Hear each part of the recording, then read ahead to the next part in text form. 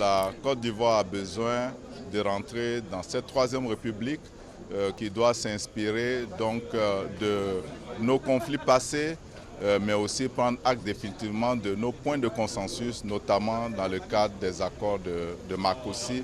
Et c'est tout cela qui va faire l'objet donc de la proposition écrite que nous ferons parvenir au président de la République. Pour ce qui nous concerne, nous pensons qu'il y a des avancées dans ce projet de texte. Nous avons suggéré au chef de l'État de faire en sorte que cette constitution soit consensuelle et qu'elle soit débarrassée de tout ce qui est dispositions conflictuelles et faire en sorte aussi que les accords internationaux soient respectés, notamment les accords de Marcoussis, tout ce qui a été décidé soit pris en compte dans la réforme constitutionnelle. Non, le PDCI soutient la démarche, adhère aux grandes lignes proposées par le président, d'autant plus que suivant l'actualité politique, vous savez très bien que la vice-présidence fait partie des résolutions du dernier congrès du PDCI RDA tenu en octobre 2013. Le Sénat, en 1998, le PDCI l'avait déjà proposé. La modification de l'article 35 pour le PDCI, c'est déjà fait parce qu'à Marcoussis, c'est le seul article qui a été écrit, adopté de façon consensuelle. Donc le PDCI demande qu'on réécrive exactement dans la nouvelle constitution ce qui a été écrit à Marcoussis. Maintenant, le genre féminin, il faut faire la promotion. L'école obligatoire, c'est important, payer ses impôts, c'est important.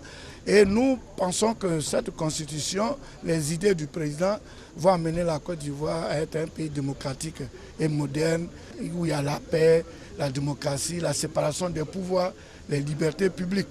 Mais cependant, il y a des grandes idées, mais il y a la façon de les articuler. Donc le PDC a dit qu'il attendait un peu la rédaction, le texte du comité des experts, et il allait donner ses positions définitives. Mais pour l'heure, nous sommes d'accord avec les grandes innovations proposées par le président de la République. Pendant ces échanges, le président nous a fait partager sa vision d'une Côte d'Ivoire qu'il veut moderne, qu'il veut stable, qu'il veut un pays de paix, mais aussi qu'il veut un pays leader. Et nous avons, en ce qui nous concerne, informé le président de nos préoccupations. S'agissant par exemple des postes de vice-président, le président nous a donné sa vision que nous partageons parfaitement parce que ceci permettra naturellement de gérer avec efficacité l'intérim et la vacance du pouvoir.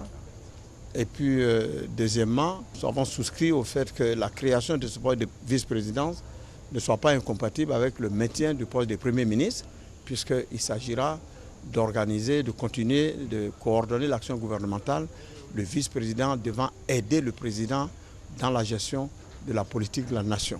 Donc le RHDP s'est senti honoré et a donné l'assurance au président qu'il le soutiendra et qu'il l'accompagnera dans cette mission salvatrice.